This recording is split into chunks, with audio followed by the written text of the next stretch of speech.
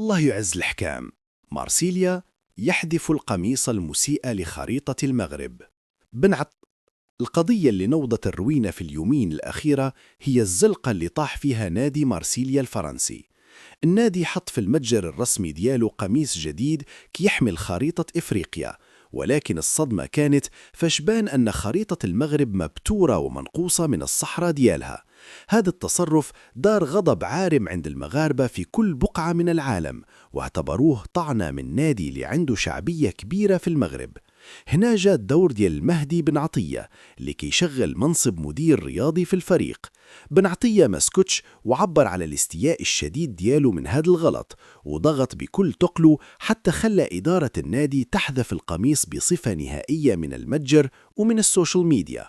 وخاكين اللي انتقد المهدي وقال: كيفاش انت مدير رياضي وسمحتي لهذا القميص يخرج من الأول؟ ولكن الحقيقة هي أن المدير الرياضي عنده مهام تقنية وتسييرية، ماشي هو اللي كيشرف على الديزاين ديال الحوايج. ومع ذلك تدخله كان حاسم باش يصحح هذا الجرم الرياضي والسياسي. هاد الواقعة بينت أن قضية الوحدة الترابية للمغرب ما فيهاش اللعب، وأن أي مساس بالخريطة الوطنية غيواجه بضغوطات كبيرة من طرف المغاربة فين ما كانوا.